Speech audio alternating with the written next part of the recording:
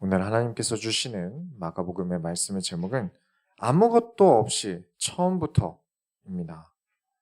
오늘 말씀을 듣는 모든 성도님들이 어떤 일이 있든지 마치 나는 망했다고 생각이 드는 순간이 오신다고 하더라도 포기하지 않고 힘 빠지지 않고 지지 않고 나아가야 할 이유가 오늘 말씀을 통해 발견되어지시기 바랍니다.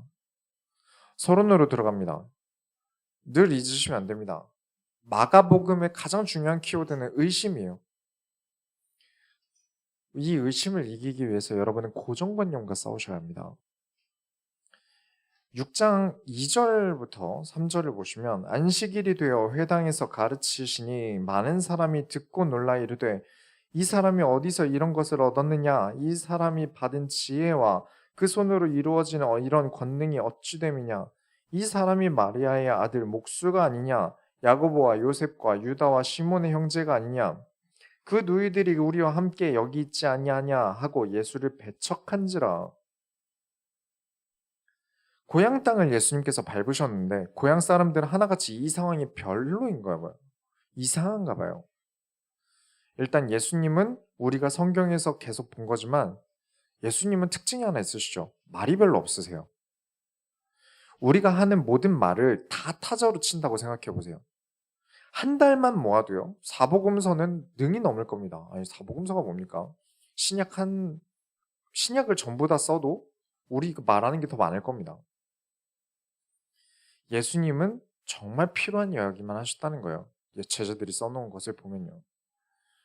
그렇다면 지금 고향에서의 예수님은 어떻게 비춰졌을까요? 그 말 없는 애. 그 말 없는 친구. 말을 거의 안 하던 사람의 입에서 저런 지혜가 나올 줄 몰랐다는 거예요. 거기다 제자라고 이제 예수님을 따라다니는 것도 막 동네에서 각광받던 인재들이었습니까? 아닌 거죠. 결국 선입견 때문에 예수님은 배척당합니다. 6장 4절을 보시면 예수께서 그들에게 이르시되 선지자가 자기 고향과 자기 친척과 자기 집 외에서는 존경을 받지 못함이 없느니라 하시며 말이 좀 어렵죠. 말이 좀 어려운데 갑자기 지혜로운 사람을 처음 만나면 선입견 없이 그 사람을 볼 거예요. 그런데 이미 머릿속에 박혀있는 저 사람의 이미지 때문에 좀처럼 인정하기 어려운 거죠. 그 얘기를 하고 계신 거예요. 그런데 특이한 구절이 나옵니다. 아주 특이한 구절이 나와요. 6장 5절부터 6절을 보시면 거기서는 아무 권능도 행하실 수 없어 다만 소수의 병자에게 안수하여 고치실 뿐이었고 그들이 믿지 않음을 이상히 여기셨더라. 이에 모든 촌에 두루 다니시며 가르치시더라. 자, 어디가 이상합니까? 잘 모르시겠죠. 어디가 이상한지. 권능을 행하시지 않았다가 아니라 없으셨다고 합니다. 예수님이 어떨 때는 권능을 행하실 수 있고 어떨 때는 없으십니까? 그렇게 믿는 분들도 계신 것 같긴 해요. 그래, 믿음이 모여야 역사가 일어난다. 믿으시는 분들이 계시는데 하나님은 단 한 명만이라도 소수라도 끝까지 여호와의 이름으로 나아갈 때 이뤄낸 승리들이 성경에서 수도 없이 많아요. 그런데 왜 예수님은 권능을 행하실 수 없으셨을까요? 제가 믿음과 의심에 대해서 이야기 나눌 때 자주 쓰는 말이 여러분 다른 나라 이제 가보셨는가를 물어보죠. 예를 들어서 브라질 가보셨습니까? 안 가보셨으면 지도가 거짓말하는 걸 수도 있잖아요. 미디어가 없는데 자꾸 거짓말하는 걸 수도 있잖아요. 브라질은 없는데 자꾸 있다고요. 의심이라는 건요. 눈으로 봐도 믿지 않게 돼요. 의심이 커지면요. 계속 안 믿는 사람을 브라질에 데려다가 내려줬다 줘도 여긴 브라질이 아니라 칠레 같은 곳일 거야. 하면서 끝까지 이 약물과 안 믿을 수 있어요. 의심이란 건 그런 겁니다. 그런데 방금 뭘 하면서 믿지 않았나요? 여기는 브라질이 아니라 칠레가 아닐까? 혹은 콜롬비아? 아르헨티나 같은데? 맞습니다. 의심이 번져서 사방팔방 말하고 다니면 아예 모르는 사람들에게 루머가 퍼져요. 다른 지역에 가기도 전에 예수님에 대한 이상한 루머가 예수님보다 다른 지역들에 먼저 도착할 거기 때문에 많은 역사를 행하지 않으신 겁니다. 이런 일들은 우리 일상에서 흔하게 있는 일이에요. 선입견이 만들어내는 정말 우리 주변에 흔하게 있는 일입니다. 자꾸 없는 말들을 만들어내요.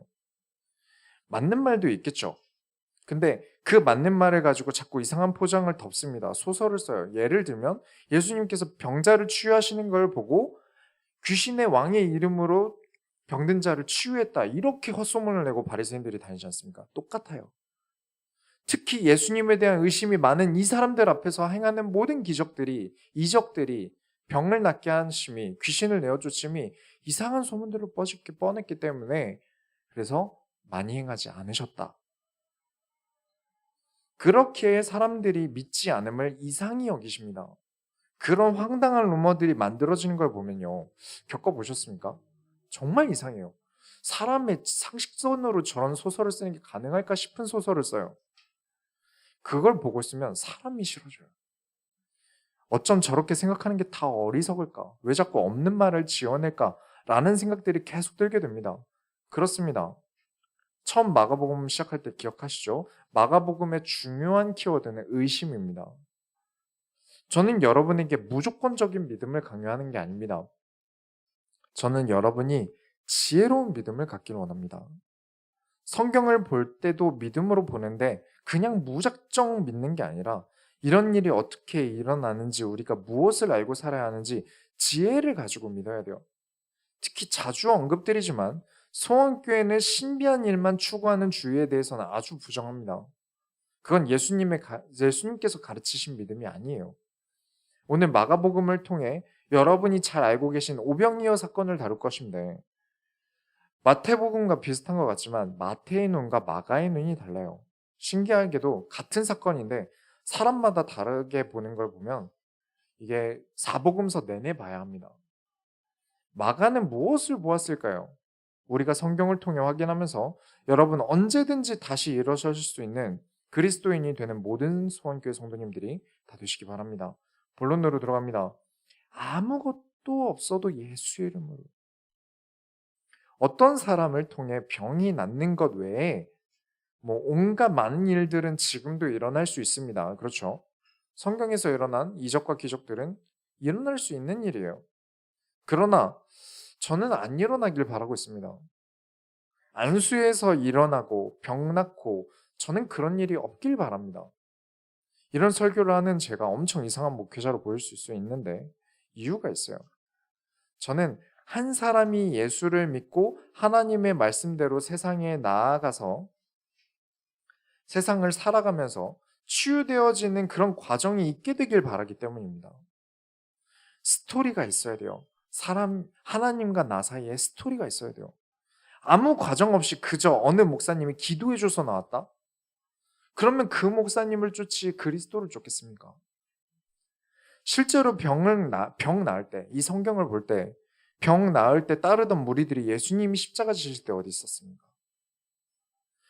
여러분이 어딘가 아팠다가 병원에 가서 수술을 하고 나온 다음에 몇 번이고 막 의사 선생님 찾아가서 막 감사합니다 찾아가고 그러십니까?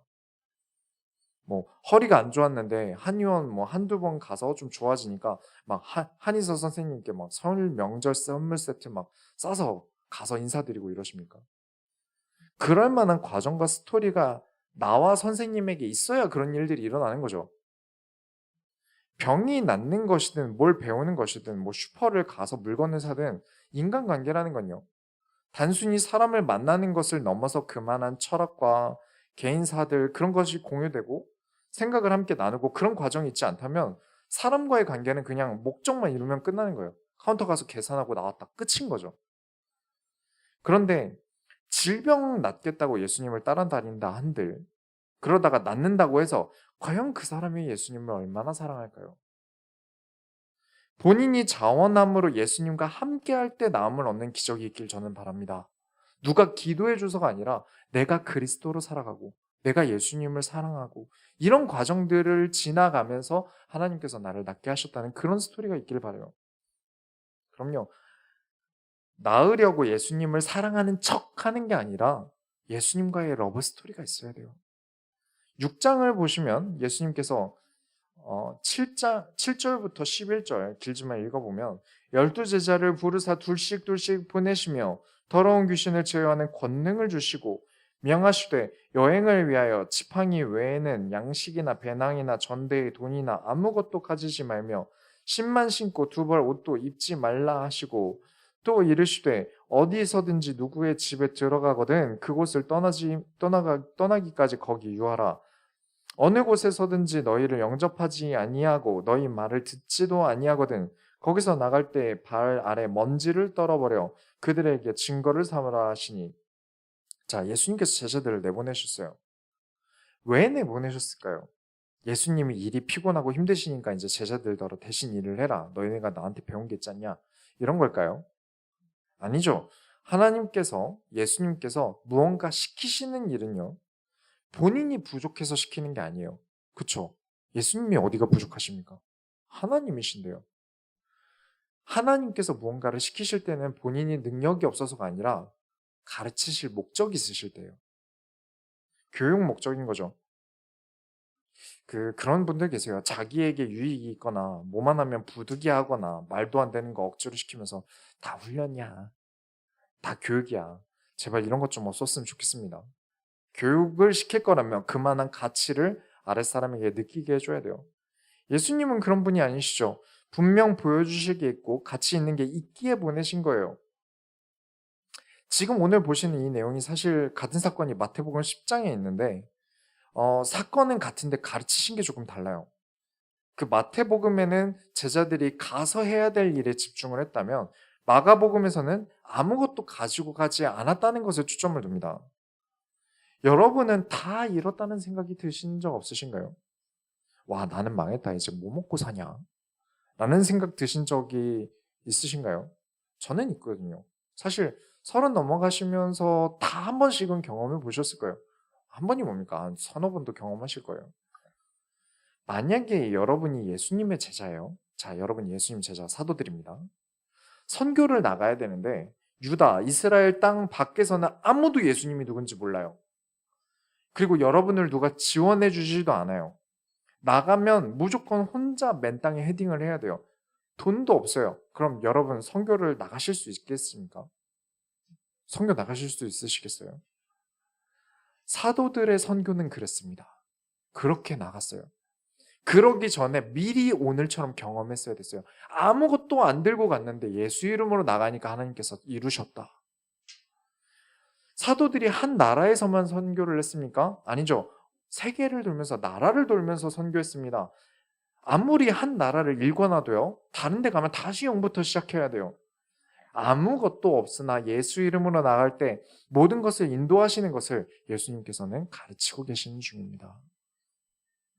그러니 모든 소원교회 성도님들은 내가 망할 것을 두려워하기보다 예수님과 동행하지 못할 것을 두려워하셔야 됩니다. 아무리 막막해도 예수 이름으로 나가는 자는 일어납니다. 그러나 예수 이름 없이 나가는 자는 뭘 해도 막막하게 될 겁니다. 6장 12절부터 13절을 보면 제자들이 나가서 회개하라 전파하고 많은 귀신을 쫓아내며 많은 병자에게 기름을 발라 고치더라. 아니 목사님 이렇게 성경에 제자들이 귀신 내어 쫓은 게 많은데 왜 자꾸 설교에서는 우리 인간에게는 그런 권능 없다라고 자꾸 고집을 부리십니까? 라고 생각하시는 분들이 우리 교회는 없을 건데 밖에서는 있을 수 있죠. 자, 이 구절에 대해서 또 얘기를 해보겠습니다. 당시에 많은 유대교 스승들이 기름을 바르며 병 나으라는 어떤 의식을 치렀다고 해요. 지금 제자들이 나가서 병을 낫게 한 사람들은 이전에 유대교 스승들을 만난 적이 있을까요? 없을까요? 내가 아파요. 낫기 위해서 병원도 가듯이 의사도 찾아보고요. 유대교 랍비들을 만나서 랍비들이 부어주는 기름도 발랐을 거예요. 나았을까요? 그런데 예수 이름으로 나온 제자들에게는 나았다는 겁니다. 유대교 랍비들과 예수님의 차이를 분명하게 보여주시는 사건이에요. 일부러 그렇게 하신 거예요. 예수의 이름과 예수 이름이 없는 것에 대한 극명한 차이를 보여주시며 많은 사람들이 제자들과 예수님을 바라보는 시선을 바꾸신 겁니다. 그 증거 중에 하나가 뭐죠? 이전에 제자들이 업신여긴 당했으니까요. 읽으셨죠? 하나님의 말씀으로 살아가며 예수님께서 가르치신 것을 깨닫는 모든 소원교회 성도들을 바라보는 사람들의 시선이 오늘 이후로 바뀌게 되길 축원합니다. 두 번째로 보시면 깊이 들여다보면 보이는 게 있어요. 마가복음 6장 30절을 보시면 이제 제자들이 다녀와서 예수님께 보고를 합니다. 어떤 일이 있었는지. 그리고 예수님께서 제자들에게 뭐 고생 많이 했으니 쉬라 하세요. 그런데 예수님은 쉬지 않으세요. 예수님께서 배를 타고 한적한 곳으로 가려고 하시는데 무리들이 예수님이 가시는 걸 보고 앞질러서 뛰어가지고 예수님 배 타고 가시는데 다른 무리들이 막 뛰어서 예수님보다 앞질러서 예수님이 도착하려는 목적지에 먼저 와 있어요. 그러고 기다리는 거예요. 보통 이러면 우리는 어떻게 반응합니까? 아, 힘들다. 아, 물린다. 어디까지 쫓아오냐. 아, 이제 좀 무섭다. 이런 생각이 들어야 정상 아닙니까? 아, 나도 좀 쉬자. 이런 생각이 들기 마련이죠. 그런데 6장 34절을 보면 예수께서 나오사 큰 무리를 보시고 그 목자 없는 양 같음으로 인하여 불쌍히 여기사 이에 여러 가지로 가르치시더라. 예수님은 이들을 불쌍히 여기셨습니다. 그리스도인은 영혼을 사랑하는 마음이 1순위입니다. 예수님께서 그러셨으니까요. 6장 38절에 이르시되 너희에게 떡 몇 개나 있는지 가서 보라 하시니 알아보고 이르되 떡 5개와 물고기 2마리가 있더이다 하거늘. 자, 나머지는 쭉 설명으로 드릴게요. 이때 오병이어의 기적을 이제 베푸시는데 이 사건은 우리가 성경으로 가지고 있는 마태복음, 마가복음, 누가복음, 요한복음 4권에 전부 실려 있습니다. 제자들이 다른 건 몰라도 이건 꼭 넣어야 한다라고 본 거예요.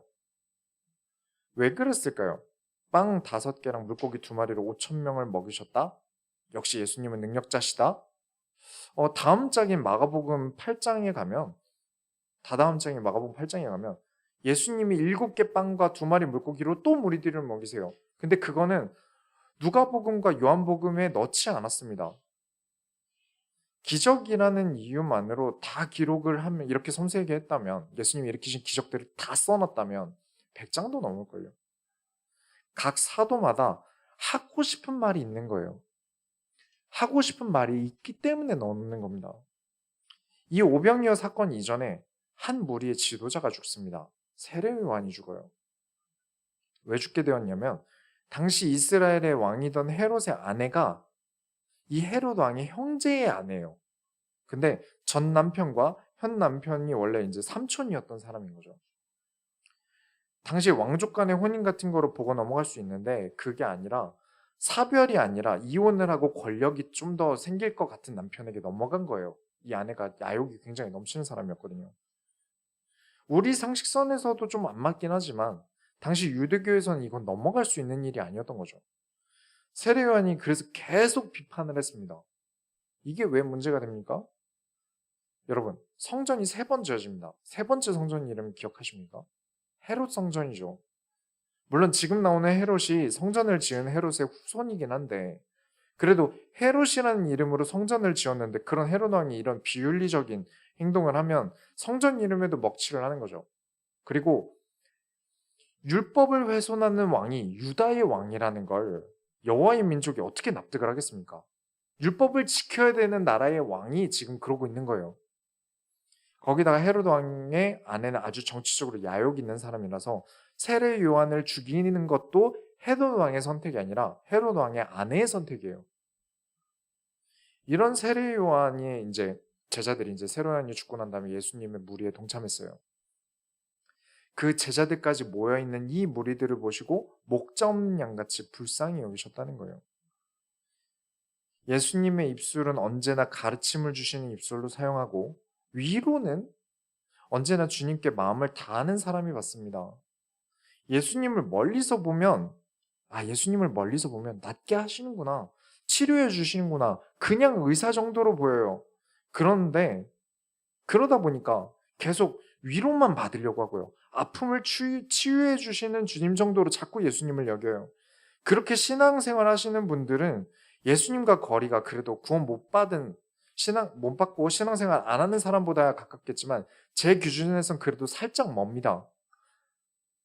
내 마음이 계속 예수님께 가까이 가면 보이는 게 있습니다. 그래, 예수님이 정말 우리를 아끼셨고 불쌍히 여기시고 사랑하시는구나. 그 증거가 뭐죠? 예수님이 무리들을 보고 불쌍하다라고 말로 안 하셨어요. 근데 제자들이 보니까 불쌍히 여기셨다는 게 보이는 거예요. 가까이 여긴 사람과 멀리한 사람의 차이죠. 병 낫는 게 목적이었던 사람과 예수님을 가까이 보려고 했던 사람의 차이예요. 가까이 보는 사람만 아는 겁니다. 가까이서 본 사람만 예수님께 받으려고만 하는 데서 점점 예수님께 나를 드리려고 하게 돼요. 입장이 바뀝니다. 애초에 소원교회라는 이름이 어떻게 붙었습니까? 우리라도 예수님의 마음을 알아들이자. 빌립보서 2장 13절에 너희 안에서 행하시는 이는 하나님이시니 자기의 기쁘신 뜻을 위하여 너희에게 소원을 두고 행하게 하시나니. 그래, 우리가 하나님께서 뜻하셔서 우리에게 품게 하신 하나님의 소원을 우리가 이루어드리자. 우리 소원교회는 아무것도 전화할 수 없어요. 하나님 알아서 해주세요. 저는 아무것도 안 할래요. 라고 하는 사람들보다는 예수님을 더 깊게, 더 가까이 만나려고 하셔야 됩니다. 이 교회가 이루어진 이유가 거기 있으니까요. 예수님을 병 낫게 하는 사람이라는 고정관념으로 보면 그냥 병 낫게 해주는 의사 정도로 끝나요. 그 이상으로 깊이 보셔야 됩니다. 그래야 그리스도를 깨달아요. 세상에 비춰지는 지금 예수님께 모인 사람들은 가만히 보면요. 세례요한의 제자들은 왕이 처형한 반역자의 무리들입니다. 그리고 아픈 환자들은요. 당시 유대인들은 더럽다고 사람 취급도 안 했어요. 12제자라고 모인 사람들은 아까 성경 구절에도 보셨지만 6장 3절 보셨지만 사람이 마리아의 아들 목수가 아니냐, 야고보와 요셉과 유다와 시몬의 형제가 아니냐 그러면서 무시했어요. 예수님을 배척한 이유 중에 예수님의 제자들도 뭔가 대단한 사람이 아닌 그냥 동네에서 물고기나 잡던 애들이라는 거예요. 하지만 예수님께서는 그런 사람들의 선입견과 상관없이 예수님은 그렇게 영혼들을 가까이 하셨어요. 그런데 예수님께서 이 사람들을 불쌍히 여기시고 가까이 하실 때 특징이 뭐냐면 사람들 붙잡아놓고 그래 고생했다. 세례요한 죽어서 어떡하냐. 너희가 섬기던 그 스승님인데 그래 오랫동안 밥도 못 먹었을 테니까 힘들지. 아파서 어떻게 하냐. 오랫동안 아팠다면 마음고생 심했겠다. 이런 말을 안 하세요. 이런 말의 위로를 하지 않으셨어요. 우리는 그걸 가장 필요로 하잖아요. 왜 내 말에 공감 안 해요? 성공감하란 말이에요. 그런데 예수님은 말로 위로를 안 하셨어요. 그렇지만 삶의 모습에서 말하셨습니다. 우리 소원교의 기본 상식이죠. 말이라는 것은 입으로만 하는 게 아닙니다. 우리는 삶으로도 말할 수 있습니다. 예수님께서 안타까워하시고 속상해하시고 불쌍히 여기셨다는 말은 있는데 뭐라고 안타까워하셨는지 대사가 없어요. 제자들이 대사를 안 쳐놨어요. 뭘 의미합니까? 말로 하지 않았지만 제자로서 가까이 보니까 알 수 있었다. 예수님은 참 우리들을 그렇게 사랑하셨다. 그 사랑의 크기를 안다면 그냥 하나님 알아서 다 해주세요. 그런 식으로는 살아갈 수 없을 거예요. 세 번째로 아무것도 없다고 여겨지는 순간에도 6장 35절부터 36절 보시면 때가 저물어 가매 제자들이 예수께 나와 여짜오되 이곳은 빈들이요 날도 저물어 가니 무리를 보내어 두루 촌과 마을로 가서 못을 사 먹게 하옵소서. 다 버리고 나온 이 무리들이 예수님께 저희들은 마을로 가서 먹을 것 좀 사 먹고 올게요. 그런데 예수님은 여기서 뭐라고 얘기하시냐면 37절에 대답하여 이르시되 너희가 먹을 것을 주라 하시니 여짜오되 우리가 가서 200데나리온의 떡을 사다 먹이리이까. 예수님이 주신다는 것도 아니고 당장 무리가 5천 명인데 너희가 먹을 것을 주라. 왜 그러셨을까요? 38절을 보면 이르시되 너희에게 떡 몇 개나 있는지 가서 보라 하시니 알아보고 이르되 떡 5개와 물고기 2마리가 있더이다 하거늘. 이 떡 5개, 물고기 2마리도 무리들 중에 아이가 가져온 도시락이라고 해요. 이걸 가지고 5천 명이 누구 코에 붙입니까? 그리고 당시 상황을 한번 생각해 보면 이 5천 명은 인간 입장에서 굉장히 부담스러운 숫자예요. 돈도 돈인데 상황이 어땠냐면 6장 14절에 이에 예수의 이름이 드러난지라 헤롯 왕이 듣고 이르되 이는 세례 요한이 죽은 자 가운데서 살아났도다. 그러므로 이런 능력이 그 속에서 일어나느니라 하고 지금 헤롯 왕이 세례 요한을 죽이고 굉장히 좀 찝찝했지만 그래도 이제 좀 편해질까 했는데 그 세례 요한이 다시 죽었다가 살아났구나. 이런 상황이 된 거예요. 엄청 거슬리겠죠. 예수라는 사람이 또 나타나서는 기적을 베풀고 제자들을 세우는 걸 보니까 나를 또 힘들게 할 것 같이 보이는 거예요. 정치적으로 이제 엄청 신경이 쓰이는 상황이 된 거죠. 제가 만일 예수님이라면 정치는 무섭지 않습니까? 정치란 건 무서운 거예요.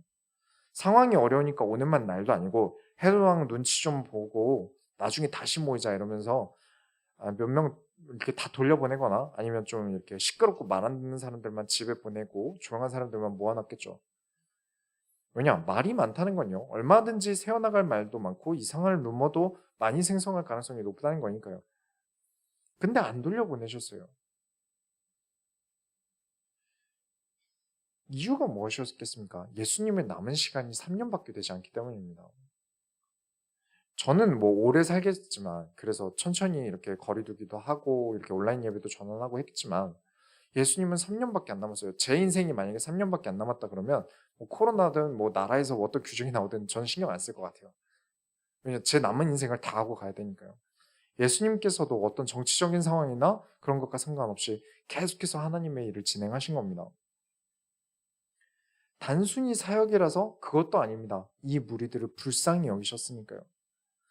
41절을 보면 예수께서 떡 5개와 물고기 2마리를 가지사 하늘을 우러러 축사하시고 떡을 떼어 제자들에게 주어 사람들에게 나누어 주게 하시고 또 물고기 2마리도 모든 사람에게 나누시매 이렇게 되면 더 시끄러워지겠죠. 헤롯 왕기에 아주 잘 들어갈 거예요. 소문이 퍼지고 더 난리가 날 거예요. 그런데 예수님은 이들을 그냥 두실 수 없으셨던 겁니다. 이 중에는 마을에 나가서 먹을 것을 사 먹지 못할 돈 없는 사람들도 있을 수 있고요. 그대로 마을로 떠났다가 다시 돌아오지 않을 사람들도 있을 거예요. 서로 먹을 것이 고갈나고 또 개 중에는 가족에게 부탁해서 먹을 것을 공수하는 사람도 있겠지만 먼 지방에서 온 사람들은 부탁할 사람도 없었을 거예요. 여기저기 어디도 편한 상황이 없어요. 그러나 예수님께서는 기어코 이 무리들을 먹이셨습니다. 자, 왜 너희들이 주라 라고 하신 걸까요? 왜 그 말부터 던지신 걸까요? 제자들이 무슨 수로 5천 명을 먹입니까? 이 말부터 무리수 아닐까요? 1데나리온이 그 당시 하루 일당이었다 그래요. 근데 지금 이 5천 명을 먹이려면 200데나리온이나 부족하다고 해요. 그럼 말 다 했죠. 하지만 예수님은 하실 수 있으십니다. 사복음서뿐만 아니라 구약에서도 하나님이 인간에게 바라시는 뭔가 행동을 하기 전에는 여쭤보는 게 맞는 거예요. 예수님 저희 다 배고프니까 먹고 올게요가 아니라 저희가 다 오래 굶주리고 배고픈데 어떻게 하길 원하십니까? 라고 했어야 돼요. 이 무리들은 누구의 무리들입니까? 제자들의 무리들입니까? 아니죠. 예수님의 무리들이고 예수님께서 다 가까이 하시면서 지켜보고 계십니다. 그런데 예수님께 저희는 배고프니 나가서 사 먹고 올게요 라고 말한 것이 실수예요. 정답은 그렇게 잘못됐으니까 그렇게 너희가 원하는 대로 하려거든 너희가 먹여라 라고 비꼬아서 말씀하신 겁니다. 진실은 무엇입니까? 너희 무리가 아니다. 하나님의 무리들이다. 하나님께서 먹이시는 양떼들이다. 제자라 하는 너희들도 하나님이 먹이셔야 하는 무리들이다. 주인 잃은 양과 같다. 눈앞에 주인이 계신데 여전히 주인 잃은 양과 같다. 그 증거로 바로 떼어주신 게 아니라 어떻게 주십니까? 하늘을 우러러 축사하고 떼어주십니다. 이 무리들은 하나님의 무리들입니다. 라고 설명하기 위해서요. 이렇게 예수님께서는 무리들을 먹이셨습니다. 기적이죠. 큰 기적이에요. 그런데 마가복음 6장에서는 예수님께서는 우리가 정말 아무것도 남지 않았다, 아무것도 없다 여겨지는 그 순간에도 우리를 일으키실 수 있는 분이라는 것을 증명하고 계십니다. 한 사람이 우리 아무것도 안 남았다, 먹을 게 안 남았다. 그마저도 예수님께서는 일으키십니다. 많은 무리가 아무것도 남지 않았다. 그렇게 해도 예수님께서는 일으키십니다. 우리는 예수님의 무리시며 예수님의 양떼임을 인정하시기 바랍니다. 결론을 내리겠습니다. 항상 처음부터 쌓아 올리는 거예요. 다 0부터 시작해야 되는 겁니다. 모든 것을 내가 처음 배울 때, 또 새로운 환경에서 시작해야 할 때, 새로운 사람을 만날 때, 전부 처음부터 쌓아 올리는 거예요. 사람이 지혜로워지느냐, 미련해지느냐는 사실 여기서 엄청나게 갈리는 것 같습니다. 우리 교회에 오셔서 이제 새가족 교육 4주를 다 받으셨지 않습니까? 안 받은 분이 없어요. 또 받게 되실 분들이 남아 계시고요. 4주 교육이 끝난 다음에 제가 뭐라고 얘기하는지 기억하십니까? 첫 번째는 여러분은 이제 소원교회 가족이기 때문에 더 이상 먹을 거나 마실 거 꺼내서 준비해 드리지 않습니다. 알아서 꺼내 드세요예요. 그쵸? 계속 제가 대접을 해 드리면 손님이죠. 가족이 아닌 거예요. 그리고 두 번째로 드리는 말씀은 이제 헌신하실 것을 자원해서 찾아보세요입니다. 새가족 교육이 끝나기 전에 저는 어떤 일도 하라고 말씀드리지 않습니다. 하지만 새가족이 끝나기 전에 본인이 먼저 교회의 필요를 알고 저에게 의사를 구한다면 언제든지 들어드릴 거예요. 이렇게 하는 데는 이유가 있습니다. 어느 교회에서 신앙생활을 했고 어떤 생활을 했더라도 이 교회는 소원교회입니다. 이 교회에 있다가 다른 데 가더라도 마찬가지예요. 그 교회에서 원하는 움직임을 가지셔야 됩니다. 그 교회가 추구하는 비전과 방향을 알고 움직여야 돼요. 이 교회의 분위기, 이 교회에서 중요하게 생각하는 점, 이런 것들을 알지 못하는 상태로 많은 헌신을 하려고 한다면 결국 노이즈가 발생합니다. 잡음들이 발생해요. 이건 교회에서의 사역과 또 음악 경험이 어울려서 생긴 규율이에요. 태권도를 10년 했다고. 자, 태권도를 10년을 했어요. 복싱 도장에 가서 자꾸 자기는 태권도 주먹 찌르기가 좋다고 관장님이 가르쳐주는 대로 안 하고 계속 태권도 주먹을 날리면 어떻게 되겠습니까? 복싱 도장 관장님 속이 엄청 썩을 거예요. 춤을 가르치시는 분들이 제일 답답해 하시는 것 중 하나가 쪼가 있는 거라고 합니다. 무슨 뜻이냐면, 무슨 말인가 보니까 가르친 대로 안 하고 자꾸 자기 습관이 자꾸 튀어나오는 사람이라고 해요. 가르치는 사람도 답답하겠지만 사실 진짜 문제는 배우는 본인이 안 늘어요. 계속 하던 대로 하고 뭘 배우려고 하지 않으니까요. 신앙생활은 다르다고 보십니까? 하나님께서 교회를 세우고 그 교회만이 할 수 있는 일을 부여하세요. 그렇게 교회마다 다 달라요. 어느 교회마다 하나님께서 그 교회를 세우신 이유들이 달라요. 그래서 어느 정도 교회를 이해하는 움직임을 가진 이후부터 헌신과 사역을 해야 됩니다. 그래서 새가족 교육이 끝날 때까지는 어떤 일도 하라고 말씀드리잖아요. 그래서 예배 끝나고 함께 은혜를 나누는 팀 배정도 새가족에서는 제외시키는 겁니다. 자신의 소견과 의견을 이야기할 때 이 교회에서의 기본으로 추구하는 움직임을 배운 적이 없으니까 하던 대로 하게 되니까요. 어느 새로운 직장을 가도 이전에 어디서 뭘 오래 했던 다 처음부터 배우는 겁니다. 물론 경험이 많을수록 중복되는 게 많지만 새로 배운다고 해서 또 많이 배우는 것도 아니지만 늘 새롭게 마음가짐은 늘 새롭게 처음부터 하는 겁니다. 그렇지 않으니까 예수님께서 고향에서 가르치시는 걸 보고 고향 사람들이 놀라긴 해요. 이게 누구의 지혜냐? 그런데 이전까지 예수님께서 예수님을 봐온 게 있으니까 배척을 합니다. 다시 새롭게 예수님을 받아들이지 못하는 거예요. 악기를 배워도 자꾸 가르쳐주는 대로 안 하고 자기가 예전에 뭘 어떻게 해봤는데 좋다더라 이러면서 배우는 사람들이 있어요. 절대 안 늘죠. 직장에서 아무리 이 직장에서 지금까지 어떻게 운영되어 왔는지 가르쳐주고 이 직장의 분위기를 얘기해줘도 이악 물고 자기가 예전에 이렇게 했는데 하는 사람들은 분명 직장 내에서도 불통으로 여겨집니다. 아무것도 없는데 어떻게 합니까? 오늘 내내 예수님의 제자들이 질문했던 거예요. 예수님께서 제자들에게는 아무것도 들고 가지 말고 나아가라. 예수님이 무리들을 보시고는 목자 없는 양떼와 같다. 제자들이 예수님께는 먹을 것이 없는데 어떻게 합니까? 전부 공통점은 없다, 없음이에요. 6장에서는 이 이야기를 하고 싶었던 거죠. 아무것도 남기지 않고 어떤 고정관념도 가지지 않고 새롭게 예수님을 봐야만 진짜 예수님이 어떤 분이신지 알게 됩니다. 의사라는 프레임이 끼어서 병 낫게 하는 사람이라는 프레임이 끼어서 예수님을 바라보면 예수님을 절대 그리스도로는 못 볼 거예요. 그런 것처럼 여러분이 이전에 하셨던 어떤 경험들이 있더라도 새로운 경험을 또 새로운 도전들을 하실 때는 새롭게 쌓아 올리셔야 합니다. 정말 잘하고 싶으시다면, 정말 더 나아가고 싶다면 이 개념이 탑재되어 있어야 돼요. 올해 다 새롭게 많은 것들을 도전하시죠. 대신방을 다니면서 기도 제목을 받고 있는데 전부 다 굉장히 새로운 도전들을 앞두고 계세요. 새로운 시작들을 앞두고 계시고요. 꼭 가지고 계시기 바랍니다. 아예 무로 돌리고 다시 처음부터 배우는 것, 항상 다시 다 리셋시키고 처음부터 다시 쌓는 것, 너무 중요한 진리입니다. 6장 50절을 보시면 예수님께서 바다를 걸어오세요. 사람들이 다 하나같이 유령인 줄 알고 놀랍니다. 예수님께서 말씀하십니다. 내니 두려워하지 말라. 사람들은 바다를 걸으셨다에 마음을 쏟죠. 이 사건을 두고. 저는 조금 다른 게 보입니다. 물 위를 걷는데 어떻게 그게 사람인 줄 알겠습니까? 인정할 수 없는 거예요. 물 위를 걸으면 어떻게 사람입니까? 제자들이 납득할 상식으로는 물 위를 걷는 게 말이 됩니까? 근데 52절을 보면 그렇게 그 전에 했던 뭐 치유가 일어나고 예수님께서 병 낫게 하고 오병이어를 떼어 주셔서 5천 명을 먹이시고 이런 것들의 경험들이 남긴 했는데 예수님께서 하신 또 새로운 일에 적응 못하고 마음이 둔해집니다. 그러나 예수님은 걸으셨습니다. 이걸 가지고 마가는 우리에게 이렇게 말을 걸어옵니다.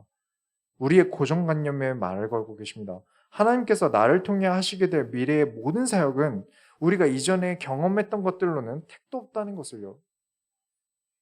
실제로 그랬고요. 제자들이 이때 앞으로 사역과 선교에 대해서 무슨 상상이나 해봤겠습니까?